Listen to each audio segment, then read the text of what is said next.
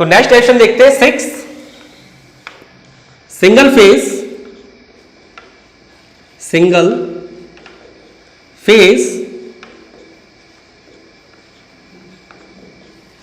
3 wire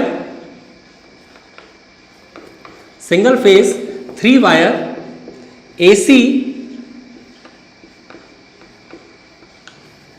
supply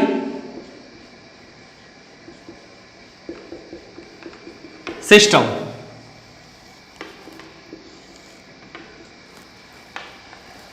single phase AC 3 wire AC supply system. चलिए पहला काम क्या होता है कि हमें अपने सर्किट को ड्रॉ करना होता है। सही, तो सर्किट को ड्रॉ करने के लिए सेम क्या रहेगा, देखिए। अच्छा, single phase AC supply system में मेरी जो एरिया की वैल्यू कैलकुलेट होके आनी है वो मैंने पहले से लिख रखी है, अभी आगे इसका यूज करेंगे।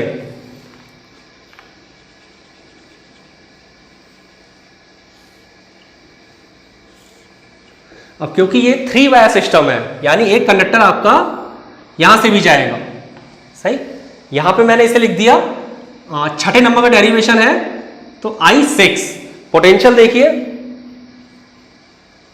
पोटेंशियल मेरा यहां क्या होगा, Vm, यहां पे मेरा पोटेंशियल क्या होगा, Vm, यानी मेरा जो टोटल पोटेंशियल निकल के आ रहा है वो मेरा 2Vm है। सही, अब यहां पे मैं अपने एरिया को नहीं कैलकुलेट कर रहा हूं।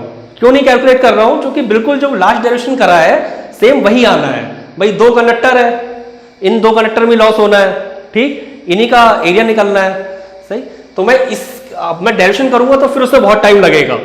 सही, तो सीधे मैं एक वैल्यू लिख दे रहा हूं A6, यानी एरिया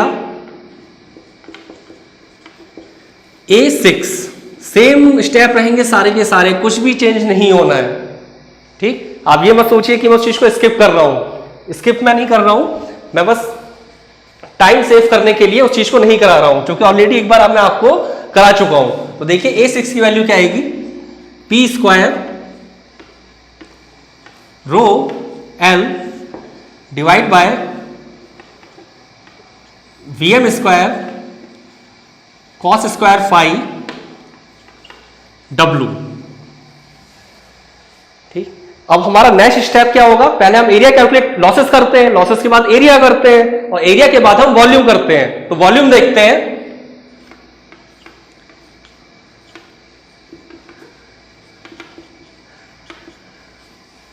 जो हम वॉल्यूम को कैलकुलेट करेंगे, वॉल्यूम हमारा क्या आएगा, अब देखिए वॉल्यूम में थोड़ा ध्यान देने वाली बात है भाई। देखिए इसका जो वॉल्यूम आएगा Am, इसका वॉल्यूम आएगा Al, लेकिन ये जो तीसरा कंडक्टर है जो थिन है, थिन कंडक्टर यानी पतला कंडक्टर है, इसका वॉल्यूम कम होगा। हम एज्यूम करके चल रहे हैं 0.5 Al, तो यानी इसका वॉल्यूम आएगा आपका 2A6L, एक A6L इसके लिए, एक A6L इसके लिए, इसलिए 2A6L प्लस 0.5 A6L, 0.5 A6 इसके लिए।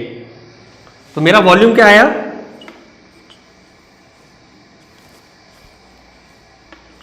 यहां पे वॉल्यूम कैलकुलेट होके आया मेरा 2.5 A6L। अब मैं क्या करता हूं, यहां पे ये वैल्यू पुट कर लेता हूं A6 की। तो देखिए वॉल्यूम इक्वल टू 2.5 A6 की वैल्यू मैं यहां से रख ले रहा हूं। सही, तो देखिए P square rho L divide by Vm square cos square phi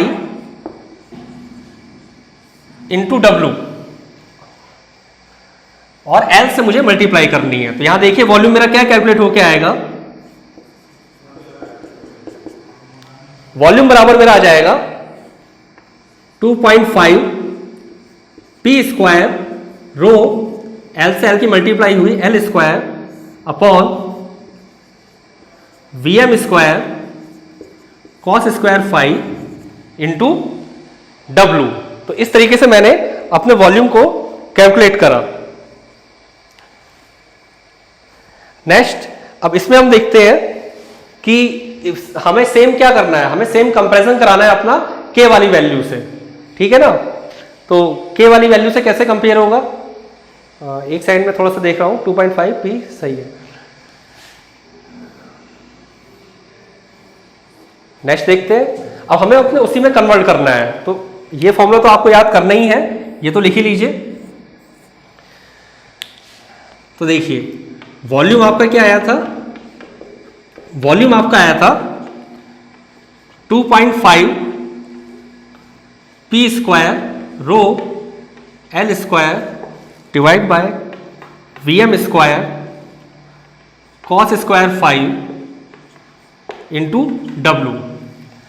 तो सेम वही लॉजिक है, हम यहां पे क्या करते हैं, 4 से मल्टीप्लाई 4 से डिवाइड। आप सेम क्वांटिटी से मल्टीप्लाई करो, सेम क्वांटिटी से डिवाइड करो, आंसर में कोई फर्क नहीं पड़ना है। अब देखिए इतनी value 4 P square rho L square same हो गई, और इतनी वैल्यू VM स्क्वायर, ये वैल्यू आपकी K में कन्वर्ट हो जाएगी, यानी volume equal to volume equal to 2.5 K divide by 4 cos square 5। ठीक है, इसे थोड़ा और मॉडिफाई कर लेते हैं जिससे याद करने में आपको आसानी रहे। तो वॉल्यूम इक्वल टू 2 से मल्टीप्लाई 2 से डिवाइड कर दे रहा हूं, तो यानी 2 से करूंगा तो 5 K divide bye 8 cos square 5। तो ये मेरा फाइनली आंसर आ गया। ठीक, इसे भी नोट डाउन कर दे रहा हूं, 5K divide by 8 cos square 5। तो इस तरीके से हमने ये सारे डेरिवेशन देखे कि हर एक डेरिवेशन में क्या क्या चेंज हो रहा है। ठीक,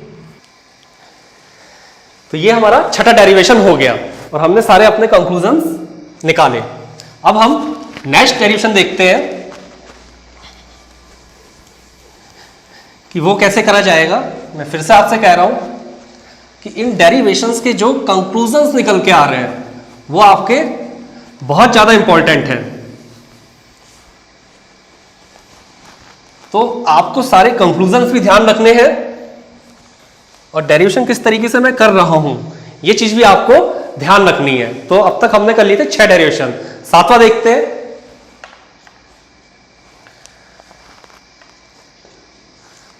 अभी तक हम सिंगल फेज की बात कर रहे थे, ठीक है। अब हम करेंगे 2 फेज की। 2 फेज में आपके 2 केस थे, एक था 2 फेज 4 वायर सिस्टम और एक था आपका 2 फेज 3 वायर सिस्टम। तो पहले 2 फेज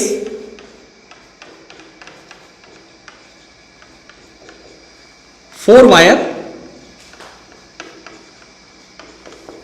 सप्लाई सिस्टम।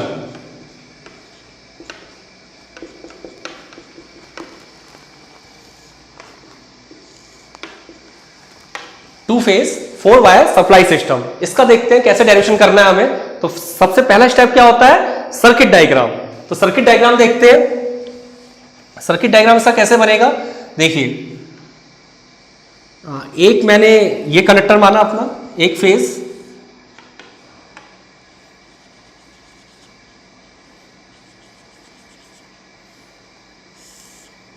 ठीक, और दूसरा मैंने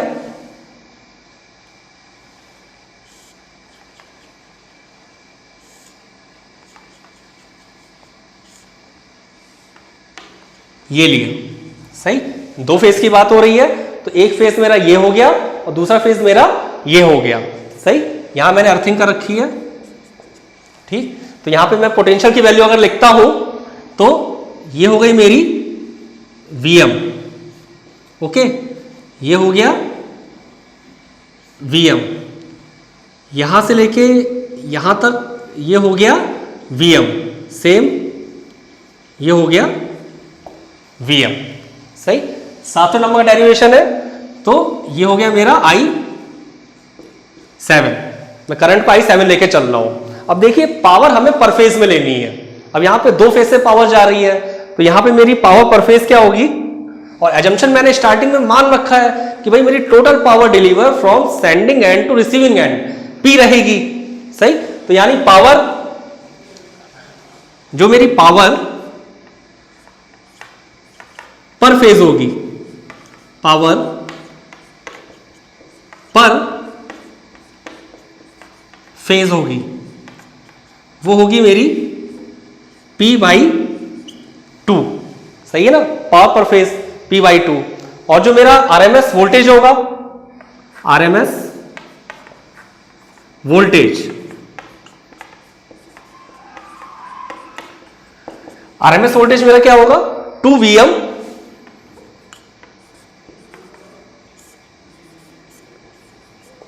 डिवाइड बाय √2, यानी इसे मैं लिख सकता हूं √2 Vm, ठीक है। अब नेक्स्ट स्टेप क्या होता है, मुझे अपने करंट की वैल्यू फाइंड आउट करनी है, सही है। तो जब मुझे करंट की वैल्यू फाइंड आउट करनी है, तो करंट की वैल्यू फाइंड आउट करने के लिए क्या आगे आपको करना होगा, सही। तो सीधे आप पावर का फॉर्मूला लिखिए, P/2 √2 Vm I7 cos phi। अब यहां से मैं I7 की वैल्यू फाइंड आउट कर ले रहा हूं, तो I7 की वैल्यू मेरी क्या आएगी, P divide by 2 √2 Vm cos phi। यहां से मेरी I7 की वैल्यू आ गई। इसके बाद नेक्स्ट क्या होता है, मुझे अपने लॉसेस को कैलकुलेट करना होता है।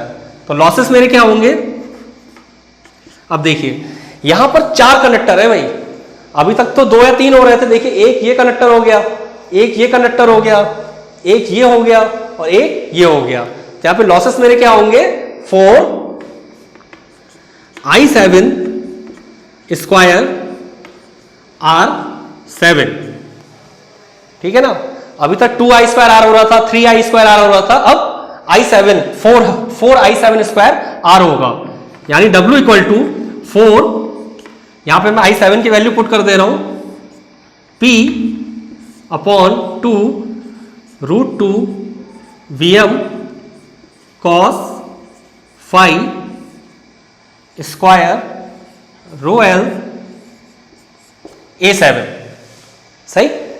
इसे थोड़ा सा मैं सिंप्लीफाई करता हूं,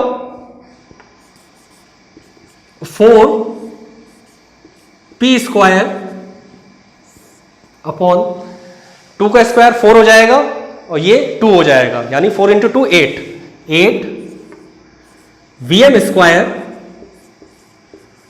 cos square phi ρl A7। तो ये आपके लॉसेस सारे कैलकुलेट हो गए, सही। नेक्स्ट स्टेप क्या होता है, हमें एरिया कैलकुलेट करना होता है कि एरिया कितना है। तो एरिया देखते हैं हम लोग, एरिया की वैल्यू क्या आएगी, A7 की वैल्यू इसी रिलेशन से फाइंड आउट होगा, 4P² ρl divide by 8 Vm square cos square phi W, सही। ये आपका A7 आ गया। इसे थोड़ा और सिंप्लीफाई करते हैं, 4 से ये कट जाएगा हमारा, A7 P² ρl divide by 2 Vm square cos square phi W। तो ये आपकी एरिया की वैल्यू कैलकुलेट हो गई। अब नेक्स्ट आपको क्या कैलकुलेट करना होगा, इसके बाद आपको volume of the this supply system calculate करना होगा। तो वॉल्यूम आपका क्या होगा, अब यहां पे देखिए अभी तक जो आपके वॉल्यूम यूज हो रहे थे, हम 2 या 3 कंडक्टर के लिए हो रहे थे, लेकिन यहां पे आपके पास 4 कंडक्टर हैं, ठीक। यानी वॉल्यूम क्या होगा, 4AL, एक के लिए AL, दूसरे के लिए AL, तीसरे के लिए AL और चौथे के लिए AL। यानी वॉल्यूम आपका आएगा,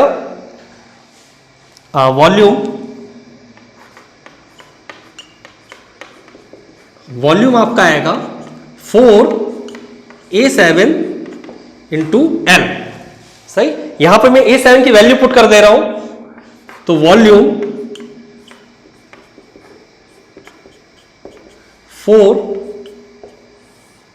A7 की वैल्यू है आपकी P square rho L divide by 2 VM square cos square phi into W into L।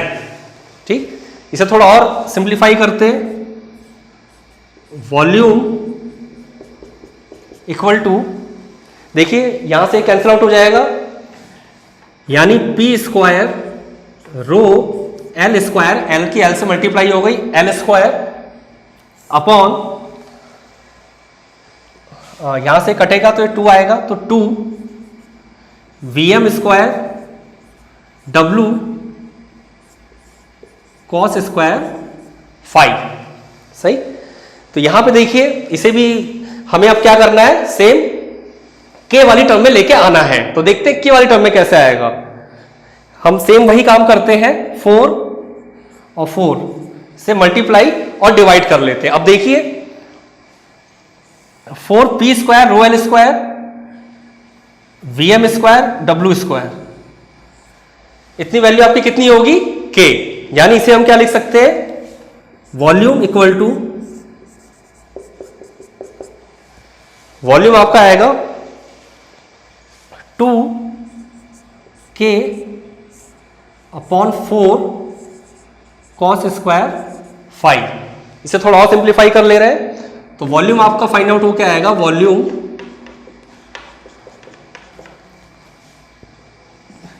K upon 2 cos square 5। यह आपका फाइनली आंसर आ गया। तो आप देख रहे हैं किस तरीके से हमारे जो वॉल्यूम की वैल्यूज हैं वो हमारी बार बार चेंज हो रही हैं। सही है, तो यहां पे 7वें नंबर पे मैं लिख दे रहा हूं K divide by 2 cos square 5।